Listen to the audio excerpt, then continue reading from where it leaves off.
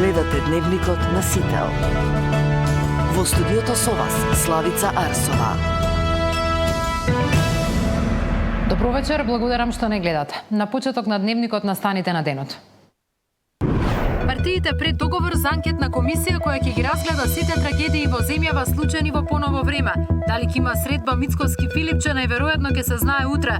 Експертите против класичен формат на лидерски средби. Забрана за пиротехника во затворен простор и повисоки казни за малолетници по полноќ. Пратениците се враќаат на работа со нов закон за јавен ред и мир. 6 пациенти од странство се враќаат во земјава. Уште неколку критични се лекуваат надвор од Македонија. 250 килограми грицки со поминат рок се продавале на скопски пазари. Акција на Агенцијата за храна. Расте бројот на жртви во земјотресот во Мјанмар. Ле Пен, осудена за злоупотреба, доби забрана за учество на избори.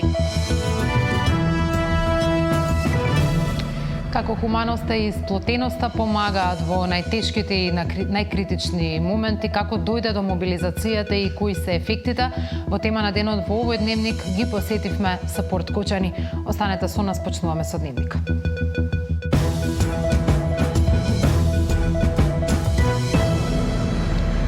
Лидерот на опозицијата утре ќе одговори. Дали јавно ќе го презентира планот за лидерска или ќе побара средба со премиерот. Мицкоски остави простор за двете опции, потенцирајќи дека секогаш е подготвен да го прими лидерот на опозицијата на средба. Двете партии имаат сличен став за формирањето на анкетна комисија во собранието по трагедијата во Кочани, која треба да ги разгледа сите поголеми трагедии кои ни се случија во изминатите години. Деспина Тодоровска. Филипче на пресконференција утре ќе го презентира ставот за лидерска средба. По ова ќе биде познато дали трагедијата во Кочани ќе биде тема која на заедничка маса ќе ги седне партиските лидери. Откако вчера премиерот Мицкоски го повика Филипче лично да му го соопшти планот за ваква средба и од СДСМ денеска потврдуваат дека се ќе биде познато до крајот на неделава. Председател Венко Филипче во текот на оваа недела ќе излезе со официјален став по однос на ова прашање. Од ВМРО ДПМН пак велат дека официјално барање за лидерска средба нема, но ќе го почекаат планот на опозицијскиот лидер. Пресериозни времиња се за да комуницираме и коментираме изјави кои што се даваат по медиуми. Нека дојде формално барање и за тоа ќе имаме соодветен став и одговор. Она кое што го рече премиерот е, мислам, многу јасно, прецизно, доколку се работи за представување на некаков план и доколку не сака лидерот на опозицијата јавно да го представи, туку смета дека за тоа треба најпрвен да го запознае премиерот, му стои на располагање во секое време за да оствара средба и тоа да биде презентирано од негова страна. Власти и опозицијата имаат сличен став и за формирање анкетна комисија во собранието за трагедијата во Кочани. ВМРО ДПМН смета дека истата треба да се прошири и со останатите несреќи како Бесатранс, Ласкарци и модуларната во Тетово, а опозицијата вели дека нема ништо против ваквото барање. Апсолутно немаме ништо против ваква анкетна комисија, но ќе ја прошириме со трагедии кои што се случија како она во модуларната болница, Ласкарци, Бесатранс, така што нема ништо против тука, никој. Апсолутно, ние секогаш сме на страната на правдата и сметаме дека кога тоа е потребно, дека сите случаи треба да добијат правна и правилна разрешница без селективна правда. Според политичкиот аналитичар Петар Арсовски, пак лидерски средби кои можат да доведат до сериозни промени во системот кои ги бараат граѓаните се добредојдени, но при ваква тензија помеѓу партиите, секогаш постои можност ваквите трагедии да се искористат за политички маркетинг и театар. Треба да се внимава со тие лидерски средби да не се дезавуираат другите институции. Сепак има институции кои се задолжени за такви заеднички визии, парламентот, владата, и така натаму и така натаму. Не треба да се замени едниот формат со другиот. И трето, мислам дека за заеднички консензус потребно е малку можеби да спласне високата тензија околу трагедијата во Кочани, бидејќи сите партии во моментот како да од тоа прават политички маркетинг кој не го правеле последните 20 години и сега ја користат оваа трагедија како можност да покажат некаква конструктивност. Ако тие елементи се исклучат, секако дека лидерска средба може да донесе некаков бенефит. Сличен е ставот на Арсовски за евентуалното формирање на анкетната комисија во собранието. Ваква комисија може да има ефект само ако се искористи за вистински, а не за политички цели. Не треба системот да се плаши од што е можно повеќе транспарентност и повеќе околности да се разјаснат околу трагедија трагедијата во Кочани. Тоа би требало да биде добре дојдено за сите ако намерите им се иска. Но повторно, имајќи го предвид политичкиот амбиент, постои ризик и анкетната комисија да се претвори во политички театар. За разлика од ВМРО, ДПМН и СДСМ, останатите партии се воздржани околу идејата за лидерска средба. Според владиниот партнер Вреди, Филипчен нема кредибилитет за вакво барање и лидерската би била само губење време. Знам, прво ќе ја чекаат иницијативата, па потоа ќе решаваат дали би седнале на иста маса со СДСМ. Од дуи учеството на лидерска средба го условуваат со формирање на собраниска комисија со меѓународен надзор. Деспина Тодоровска, Сител телевизија. По 2 недели од несреќата, пратениците утре се враќаат на работа со прво законско решение кое треба да превенира слични трагедии во иднина. Ќе се носи закон со кој целосно ќе се забрани пиротехника во затворен простор, а ќе се заострат и казните за малолетници во угостителски објекти после полноќ. Деталите од Зоран Јаневски. Забрана за огномети и факели во затворен простор и зголемување на казните за непочитување на забраната. Ова го предвидуваат измените на законот за прекршоци против јавниот ред и мир кој утре ќе се најде пред пратениците. Се додава нов член во законот кој целосно забранува употреба на пиротехнички средства во објекти и простории од затворен тип. Тој што ќе запали огномет, факел или друг вид на пиротехника ќе заработи казна од 200 до 250 евра. Одговорниот на фирмата ќе се казни со 500 евра, а глобата за фирмата ќе се движи од 1000 до 10.000 евра.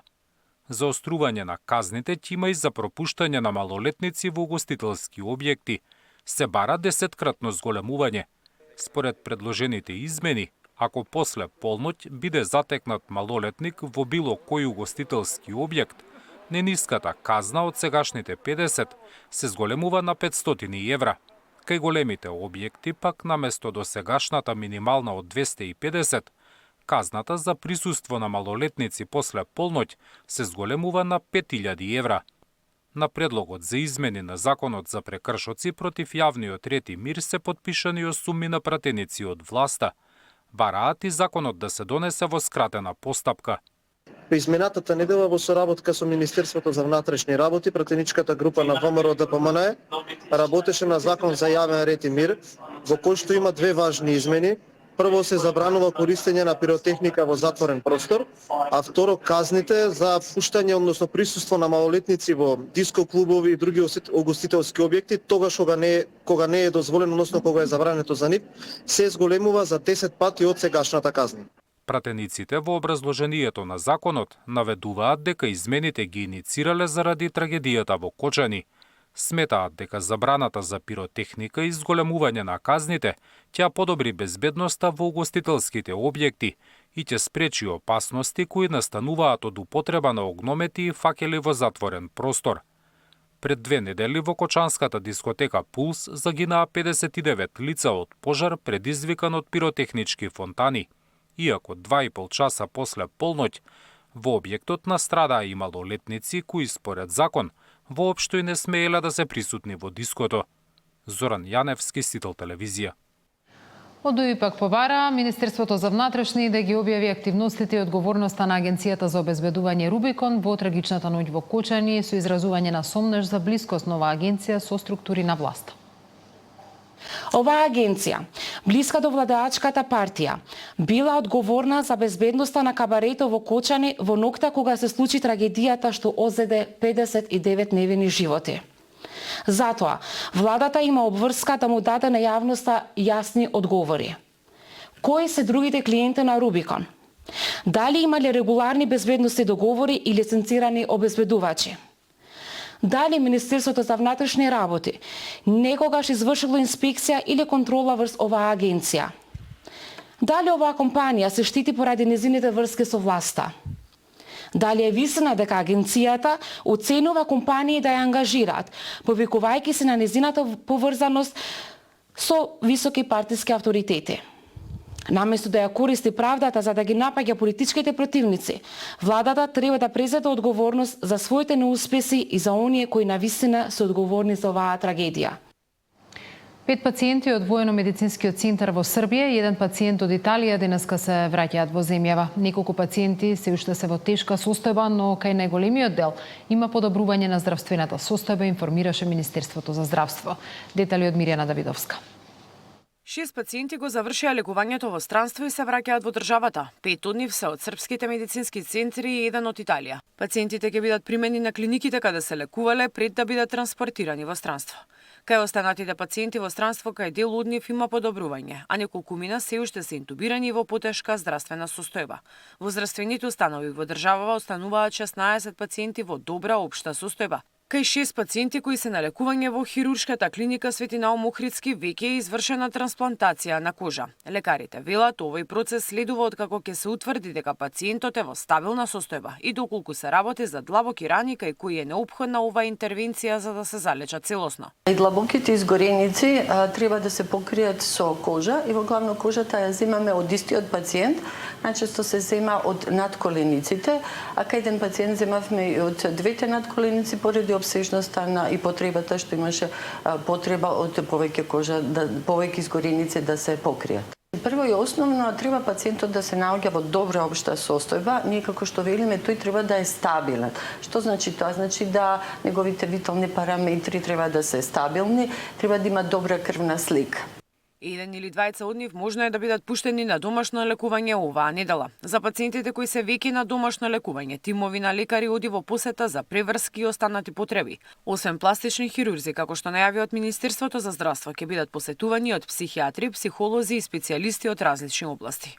Мирјана Давидовска, Сител телевизија. Сплотеност и заедничка акција за заедничко лекување на раните по трагедијата во Кочани. Како функционира иницијативата Сапорт Кочани?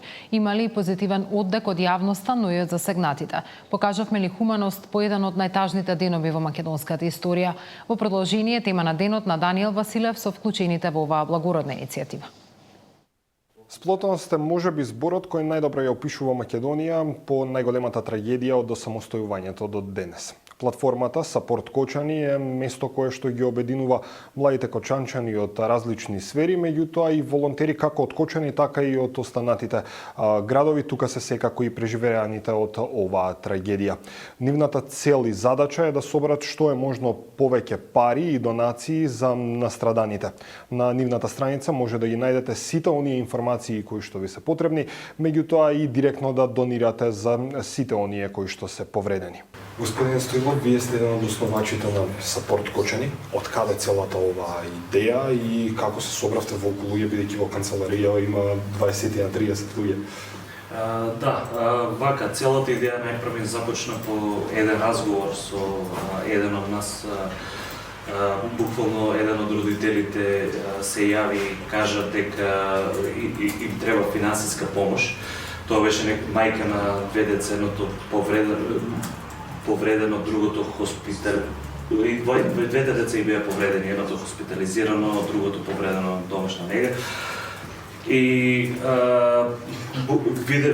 свативме дека се споделуваат сметки на Facebook, на сите социјални медиуми. Бевме заедно со Иван и почнавме да дискутираме за систем дека ќе ги централизираме сите овие сметки и донации. Не знаевме точно како, но имавме идеја дека сакаме средствата буквално да бидат на време и директно до родителите на децата кои беа хоспитализирани во тој момент. Пошто види, во тој момент ние имавме деца испратени во различни градови, Стокхолм, кои знаеме дека има огромен стандард.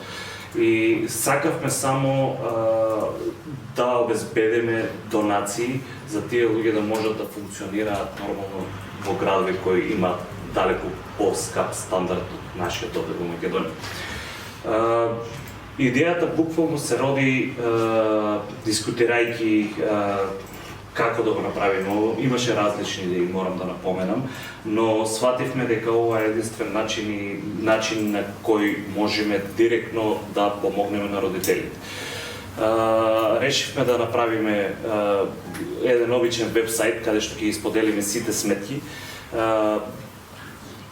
Сите сметки на родители буквално кои и треба донација. Морам да напоменам дека некои од родителите се откажа уште при првото контактирање со нив.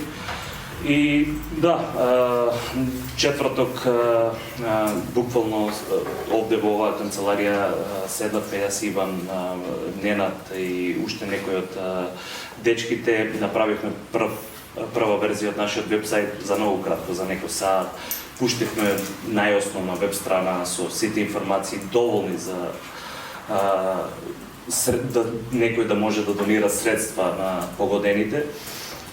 И да, дечките кои се доста популарни на социјалните медиуми споделија видео, повика на донации, видовме дека се тоа функционира, првите потврди стаса дека веќе луѓе донираат.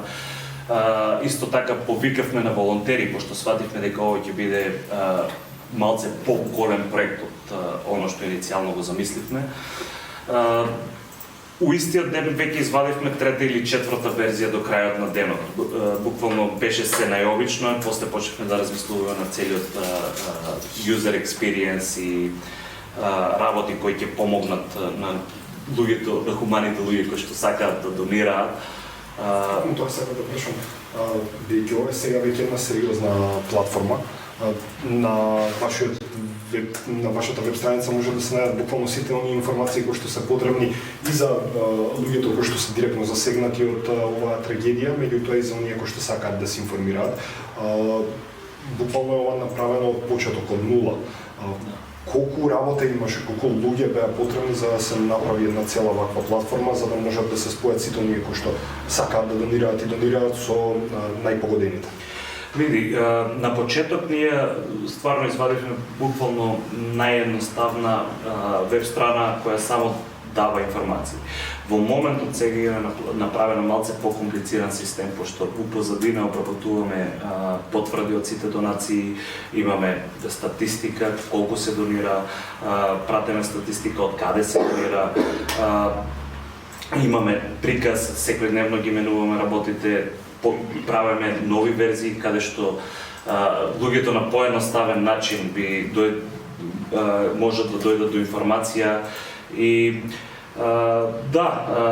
моментот дека има уште работа да се направи, ни требат секако волонтери.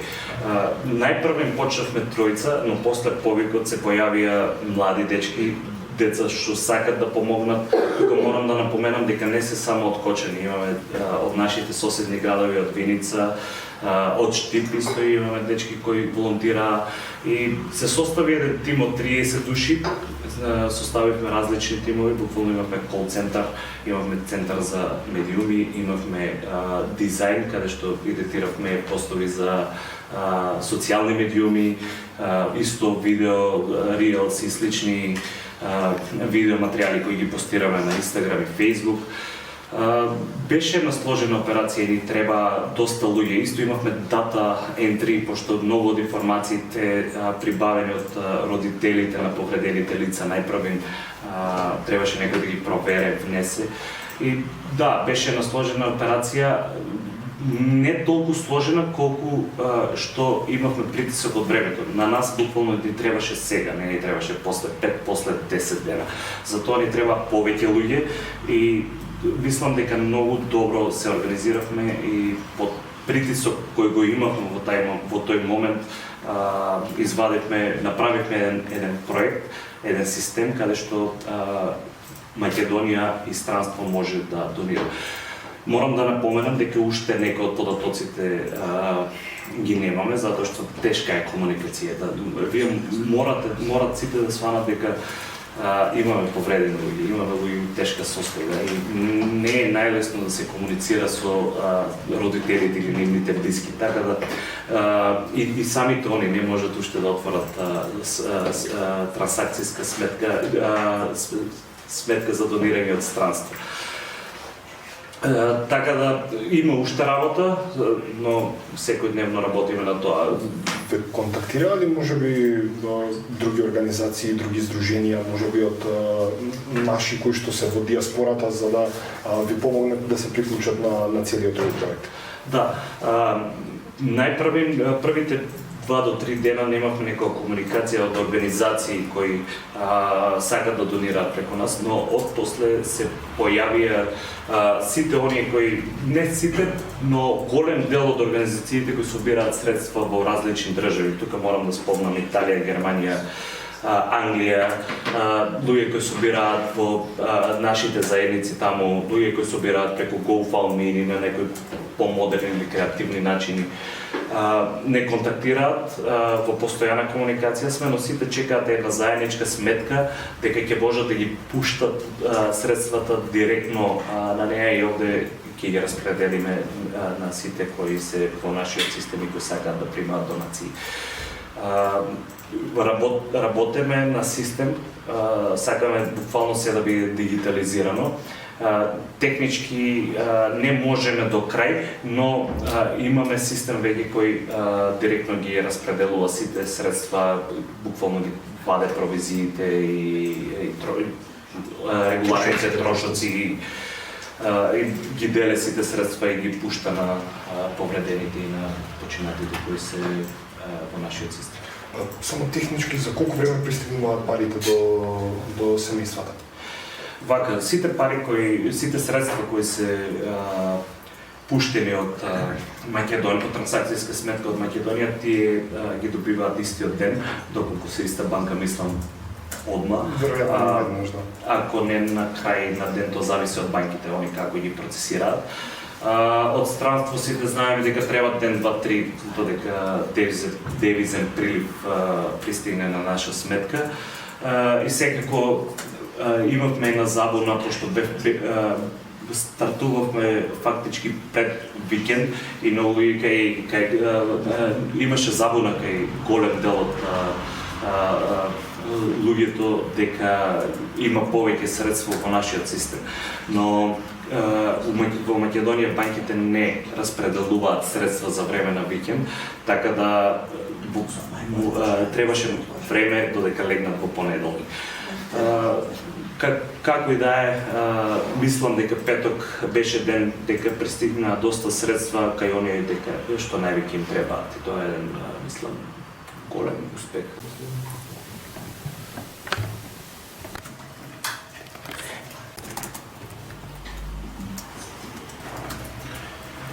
Вики, има 5 нови трансакции за лоцирање, ако можеш да ги лоцираш?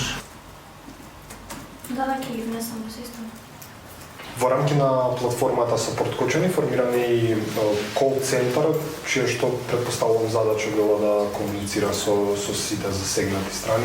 Каква беше улогата на овој кол центар кој што беше формиран токму тука? Улогата на кол центарот беше всушност да стапиме во контакт со семејствата на повредените. Целта беше да добиеме повеќе информации и при тоа согласност за нивните информации да бидат објавени на нашата веб страна. Многу е сензитивна темата и улогата на кол центарот наистина имаше голема задача. Самото јавување, самиот разговор со родителите знаеше да биде многу потресен и ден денес, бидејќи се уште во функција. При самиот разговор се внимаваше доста како ќе се изразуваме, што ќе прашаме и нивните информации понекогаш мораше да ги побараме и писмено, бидејќи во таква травматична средина и тие не знаат баш како да постапат. Морам да кажам огромна благодарност до нив, бидејќи ни веруваа и ни се доверија. Останавме во контакт со нив доста долго, бидејќи многу од семејствата нема девизни сметки, така да тоа дополнително ни се испраќаше и дополнително беше прикачувано на самата страна. Постојано денеска добиваме пораки, благодарност до нас. Ние, како што во неколку наврати имам изјавено дека не го правиме ова за никаква благодарност, ама едноставно кога ќе слушнеме добри вести од нивна страна, знаеме дека навистина сме на добар пат и ова што го правиме вистински има смисла. Можем да предпоставам какво било чувството во еден таков момент да се јавите на родители, на роднини, кои што можеби имаат загинати, кои што можеби имаат повредени. Како беше целиот тој процес, колку беше тоа стресно? За стресност искрено, во тој момент, бидејќи се брзо се случуваше, не можам да кажам дека многу размислувавме, туку веднаш гледавме да испуваме. Вака кога одминува времето, се повеќе ни тежи, но гледаме да се справуваме со сето тоа. Бидејќи во кол центарот многу од луѓето бевме откочени и едноставно ги знаеме, и самите фамилии, може би не лично, но се познаваме, Кочани е мал град. Така да, навистина е тешко да се зборува со нив и се трудиме кога ќе зборуваме и кога ќе разговараме со нив да им пружиме и поддршка, да знаат дека навистина се грижиме за нив. Родителите знаат да ни кажат убави вести, добиваме вести каде што нивните деца се добро и тоа не многу радува. Многу од нив се наши пријатели, познаници, така да, како што реков. Исто така добивме убава порака од родител пред некој ден, каде што ни рече дека сака да биде тргнат од страната, бидејќи повредената личност е доста добра, така да немаат потреба да наци. И тоа е нешто кон кое што се, мислам, и стремиме ние овде.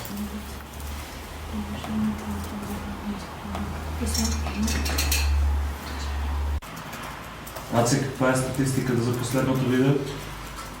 Даре имаме 340.000 прегледи и 65 коментара. Сега ќе ги пролистаме коментарите да видиме дали има некои нејасни прашања околу донациите. За малку повеќе од една недела профилот на Инстаграм на Сапорт Кочани има повеќе од 25.000 следбеници, но на овој профил работи цел тим. Дел од овој тим е Ивона Тодорова. Ивона, зошто толку голем фокус на социјалните мрежи? Фокусот на Сапорт Кочани е само еден, а тоа е што повеќе пари да се донират за нашите другарчиња. А фокусот на социјалните мрежи е за тоа што они ни се алатка. Ние ги гледаме како еден тунел за да ве доведеме вас и луѓето што донират до веб страната на Сапорт Кочани, дека што ќе можат да донират за нашите другари и да се оствари главната цел да си дојдат што побрзо сите кај нас дома. Колку овие бројки на следбеници влијаат и на онаа конечна бројка на донации? Па, според логика, нели, колку повеќе луѓе можат да знаат, да има таа информација и да пристапат до веб страната, има и повеќе донации. Оно што можеме да забележиме од Инстаграм профилот кој што го користите, буквално е еден вид на медиум, со оглед на тоа што ги споделувате сите оние важни информации кои што им се важни прво на семејствата на настраданите, потоа за сите оние кои што ги интересира што точно се случува. Од друга страна објавувате и сведоштва на родители, сведоштва на луѓе кои што биле присутни таму, сведоци, луѓе кои што помагале таа кобна вечер. Како ли целиот тој процес кога ги работите социјалните мрежи? Прво, како што кажавте дека ни служи како медиум, морам тука да кажам фала и до вас, медиумите, и до некои инфлуенсери што помогнаа тај наш медиум да стане стварно медиум и стварно да има толкав рич. За постовите, како што кажавте, верувајте дека на Сапорт Кочани нема пост што нема приказна за него. Односно, јас не можам да кажам дека ние тиму што сме за социјалните мрежи обмислуваме што треба да се објаве, туку тоа се доаѓа природно и органски. Се е, како што кажавме, за целта да има што повеќе донации. Например, како што кажавте, сакаме само да олеснеме како да се дојде до тие донации. Првична идеја ни беше одредени инфлуенсери што ги прашува, луѓето што им поставува прашање што им беше нејасно дали како да донират или слично, ни ги препраќа, а ние одма тоа го објавувавме, нели, да објаснеме како оде тоа. Друго, како што спомнавте за нашите другари, вие го нарекувате тоа, нели, сведоштва, ама пример како настана тоа.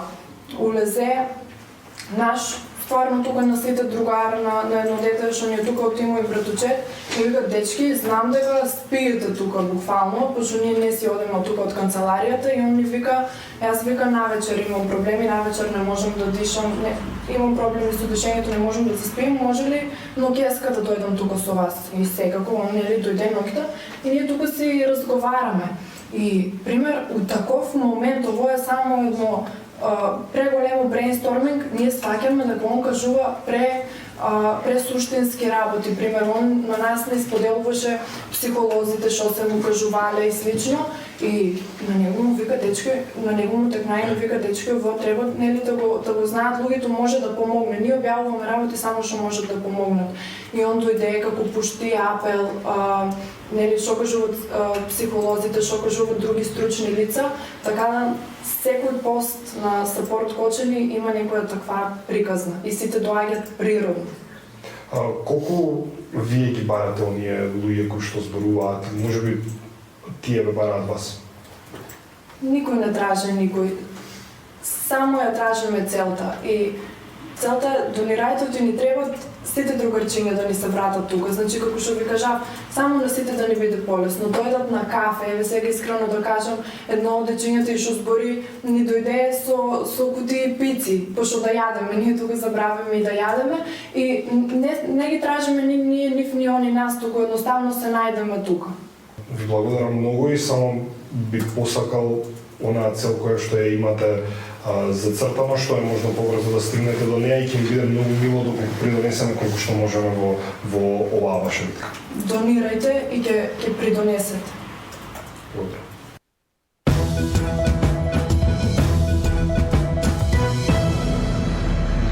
Министерството за внатрешни работи поднало кривична пријава за член на обезбедувањето на премиерот Мицкоски, кој тргувал со информации и изнудувал пари со тие информации. Од владата информираат дека борбата против криминалот е неселективна и тоа што станува збор за член задолжен за обезбедувањето на премиерот е причина плюс да се делува строго и според законите. Во билтенот на Министерството за внатрешни работи стои информација за кривичната пријава и за настанот на 33 по претходно добиени сознанија за сторено кривично дело од давање службена тајна по член 360 од Кривичниот законник од страна на полициски службеници од Одделот за внатрешна контрола, криминалистички истраги и професионални стандарди во координација со јавното обвинителство. Спроведена е координирана полициска акција и реализирани се истражни дејства за претрес на дом, возила и лица на подрачјето на СВР Велес. При спроведувањето на полициската акција и презамените мерки и активности на паркинг простор пред хотел во Велес во возило БМВ затекнати се АС, полициски службеник во Одделот за заштита на определени личности и објекти и БК, а при извршен претрес во возилото пронеден ранец со службени материјали од МВР и од лицата се одземени мобилни телефони пошто се лишени од слобода. Во рамки на акцијата дополнително се извршени претреси на повеќе локации, при што се пронајдени одземени електронски уреди, службени документи и други предмети релевантни за истрагата. Исто така од презамените мерки и активности во процесот на проверка, Одделот за внатрешна контрола констатира дека полицискиот службеник постапувал спротивно на законските и подзаконски акти на МВР, со што истиот неовластено поседувал службени материјали, нивно откривање на трети лица надвор од Министерството, а со кои действија го извршил кривичното дело од Кривичниот законник. Од страна на Одделот за внатрешна контрола до обвинителството ќе биде поднесена кривична пријава против ова лице за кривично дело оддавање службена тајна, информира од МВР. ВМРО ДПМН и денеска ги обвинува предводниците на Сојузот на синдикати дека немаат представа како им е на работниците зашто месечно заработуваат високи плати кои надминуваат 50.000 денари. Продолжуваат обвинувањата од власта кон ССМ за соработка со опозицијата по најавата дека ќе излезат на протест во среда со барање за повисок минималец.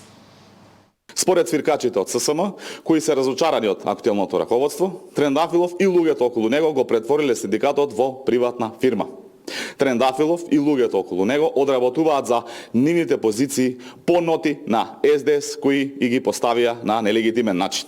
Ова се луѓето кои, додека ги лажат работниците за минималец, тие земаат плати неколку пати поголеми од тоа од синдикатот. Како што платата на функционерите јавно, да ја објавиме јавно платата на овие синдикалци на батерии, како што реков, кои што ги лажат работниците за минималец, а уживаат енормни привилегии како лидери на синдикатот. Покрај платите кои што изнесуваат поголеми од платите на пратениците, некои од нив, тие имаат и дополнителни приходи кои ги остваруваат како представници во управни одбори со договори на дела на разни проекти и тоа се плати кои што надминуваат и премиерска плата. СДСМ објави документи со кои тврди дека се направени тендерски злоупотреби во Министерството за информатичко општество. Според партијата се работи за тендер во висина од 600.000 денари, доделен на фирма која според нивните информации е во сопственост на родители на вработен во Министерството. Опозицијата го повикува министерот Андоновски јавно да одговори дали е ова точно. Според информациите од свиркачите кои ги добивме, собственици на оваа фирма се родители на Борче Младеновски, инаку вработен во IT секторот во истото министерство. Го повикуваме Андоновски да излезе и да одговори дали ова точно. Дали тендерот тежок 600.000 денари завршил кај родителите на вработените во министерството. Индикативен е називот на мејлот кој правното лице го има дадено во доставената документација за контакт, а истиот гласи Борче 002 мајмунче gmail.com. Само да кажа кој закон е прекршен со набавката во Министерството за дигитализација, реагира ВМРО ДПМН. Од партијата велат дали вработениот кој го посочуваат е некој функционер или член на комисија која одлучува во однос на набавките. Наместо да манипулираат, само треба да ја прифатат реалноста дека не се работи како до сега. Да подсетиме дека премиерот од СДСМ Ковачевски даваше земјиште за фотоволтаици на својата сопруга и тоа со одлука на владата со која тој управуваше. Премиерот на СДСМ Заев даваше тендери и лиценци на фирмите на братот, братучедот и роднините, велат од ВМРО ДПМН. 350 килограми грицки со поминат рок се продавале на скопски пазари. Акција на Агенцијата за храна. Расте бројот на жртви во земјотресот во Мјанмар. Ле Пен, осудена за злоупотреба, доби забрана за учество на избори.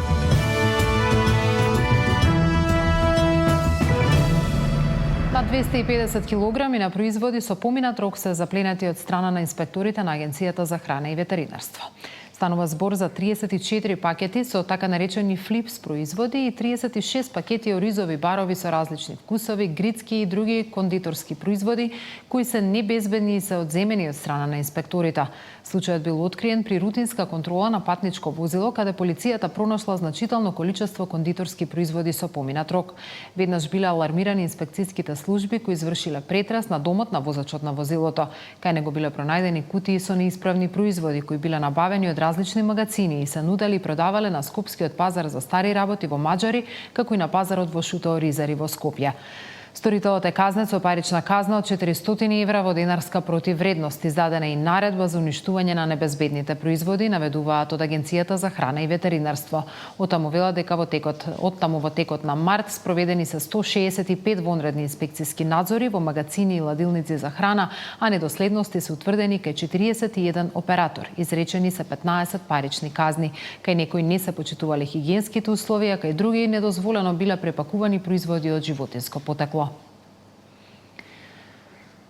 Македонија е атрактивна дестинација за нуркачите од светот. Иако ова може да привлече многу туристи, од нуркачките клубови велат дека во земјава овие потенцијали не се доволно искористени. Туристичкиот потенцијал на нуркањето е огромен, но многу малку искористен. И додека во големите туристички центри за оние туристи кои сакаат активен одмор, нуркањето зазема едно од првите места во понудата на хотелите, туристичките агенции и водичи. Кај на сликата е сосема поинаква. И Охрид со тек на времето ќе се валоризира ова нуркање и овие напори што ги правиме сиве овие години, нуркањето да си го заземи правото место и туристите да може да го видат она што све го нуди Охридското езеро, пошто е баш уникатно и единствено. Ова што го имаме ние го нема никаде во светот. Значи овие врсти на риби, сунгери, значи полжави, тоа е све уникатно, не може нигде на друго место во светот да се види. И стварно мора да се посвети промоција голема на езерото и она што е во езерото. Македонија е атрактивна дестинација за нуркачите од светот, а пештерата Врело, која е една од најдлабоките во Европа, според Јакимовскиот нуркачкиот клуб Врело, ја посетуваат нуркачки од Русија, Полска, Чешка, Шпанија и Мексико. Македонија го има Охрид, ова е на бисерот на Македонија. Ја има и пештерава наша, меѓутоа Охрид си има своји убавини, дури за почетници во нуркањето, значи можат да ги видат убавините и на езерото под вода, што поинаку се доживува. Подводните фотографии и видео од охридските нуркачки клубови се шират на социјалните мрежи, а се неизоставен дел и од туристичките брошури, но потребно е нуркањето да се вклучи во туристичката понуда. Инаку најинтересни локации за нуркање на Охридското езеро се на потегот од Љубаништа до Градиште, посочуваат нуркачите. Нина Ритоновска, Сител телевизија.